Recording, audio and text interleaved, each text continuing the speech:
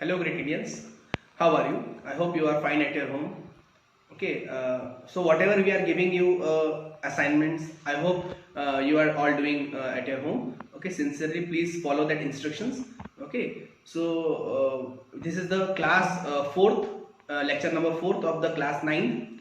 Okay, that is we were discussing about the polynomials. In the previous class, we have discussed about the zeros of the polynomial, how to find the zeros of the polynomial. So how to find the zeros of the polynomial? We have learned some very easy, very simple method that if you want to find the zeros of the polynomial, we have to equate that polynomial to the zero so that we get the zeros of the polynomial. So we have learned how we can find the zeros of the polynomial and how we can find the values of the polynomial. So now we will learn one theorem that is called as the remainder theorem. What does remainder theorem means? When we divide two numbers, okay, means dividend divisor, we get a quotient and the remainder. So similarly, when the one polynomial is divided by the another polynomial, same the quotient will we will get one quotient and we will get one remainder. So you ask one question that, sir, whether we have to particular divide that polynomial with the another polynomial, okay, that will be the long process. But in the remainder theorem, we don't have to actually divide that numbers. Actually, we don't have to actually divide that polynomial. We have to follow one theorem that is discussed that will be discussed in the remainder theorem. So remainder theorem is particularly used to find the remainder of any given polynomial. So let's see how you can find the remainder of the given polynomial. Thank you. So this is the topic, that is a remainder theorem. What does it states that? Let p of x be the any polynomial whose degree is greater than or equal to 1. So we have to consider that polynomial whose degree should be equal to or greater than. So it says that if any polynomial p of x is divided by a linear polynomial, we are discussing only about the linear polynomial x minus a whose degree is 1. Okay, that's why it is called as a linear polynomial. So if any polynomial is divided by a linear polynomial, the remainder we will get is p of a. Okay, what will be the remainder we get? P of a. So let's discuss with the example. That is the example given. Find the remainder when this polynomial x power 4 plus x cube minus 2x square plus x plus 1 is divided by this polynomial. So this is the linear polynomial. You have to divide this polynomial by this polynomial. It means that this is a dividend, this is the divisor. So what is our process? Our simple process is that whatever may be the divisor. What is the divisor? X minus 1. So equate that divisor with the 0. So x minus 1 equals to 0. When minus 1 will shift to this side, it will become plus 1. So what is the value we get? X equals to 1. So you have to substitute the value of x1 in this given dividend. So what is our dividend? X power 4 plus x cube minus 2x square plus x plus 1. So you have to substitute that value of x to be 1. So 1 power 4 plus 1 cube minus 2x 1 square plus 1 plus 1. So when we solve this equation, we get the answer 2. So this answer is nothing but the remainder. Okay, so this is how we follow this process. Whatever may be the divisor we are getting in the question, you have to equate that divisor to the 0 and the value of the x substituted in the dividend, and the answer that obtained is nothing but the remainder. So we will solve one example. Okay, find the remainder when this polynomial 3x power 4 minus 4x cube minus 3x minus 1 is divided by x minus 1. So what is the divider? X minus 1. So what I have told you, whatever may be the divisor, you have to equate with 0. So x minus 1 will, when it shifted to the right side, it becomes x equals to 1. So you have to substitute this x equals to 1 in the equation. What is our given polynomial?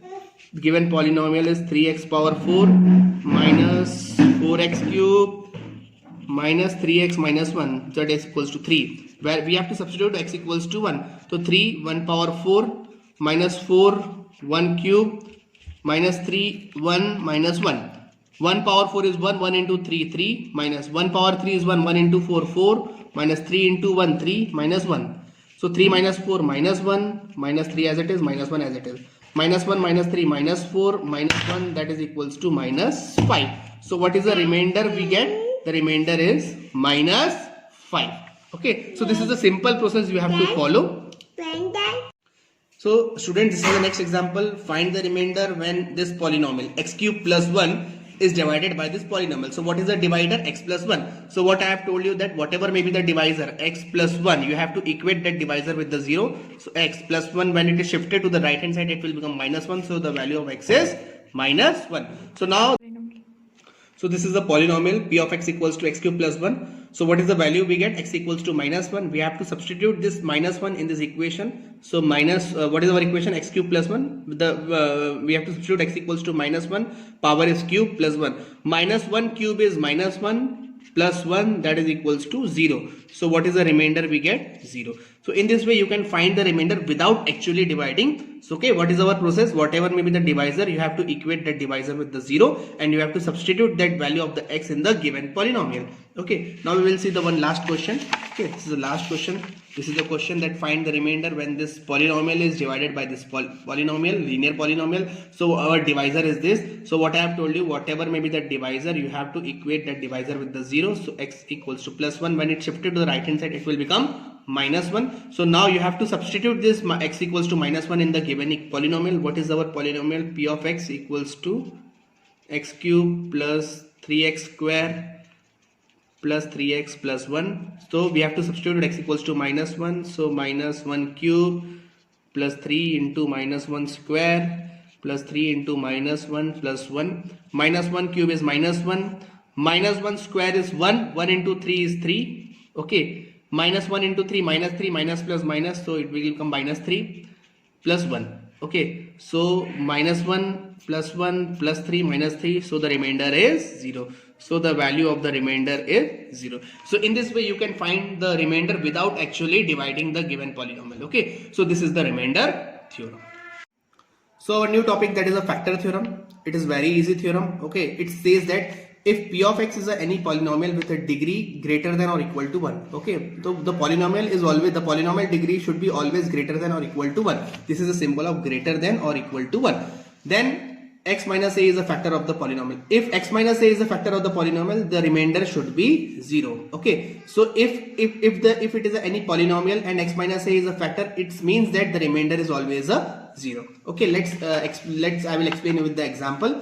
This is example. Check whether x plus 2 is a factor of this polynomial. Okay. So what I have told you, whatever may be the divisor, what is the remainder? What is the divisor? X plus 2. You have to equate that divisor with the 0. So x equals to minus 2. Okay. So now you have to substitute this minus 2 in the above equation. What is the above equation? Polynomial x cube plus 3x square plus 5x plus 6.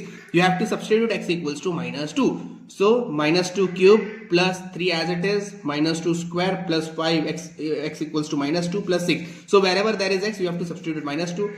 Minus 2 cube is minus 8. Minus 2 square is 4. 4 into 3 is 12. Okay. 5 into minus 2 is minus 10 plus 6 as it is.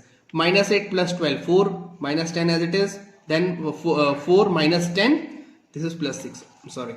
So 4 minus 10 is minus 6 plus 6, minus 6 plus 6 is 0. Now you observe that the remainder is 0. If the remainder is 0, so you can say that yes, it is a factor. So what does the factor theorem states that? It states that if the remainder is 0, it indicates that that polynomial is a factor of this given polynomial. Okay, so what you have to observe? You have to observe that whether the remainder should be 0 or not. If the remainder is 0, you can say that yes, it is a factor. If the remainder is not 0, it means that it is not a factor.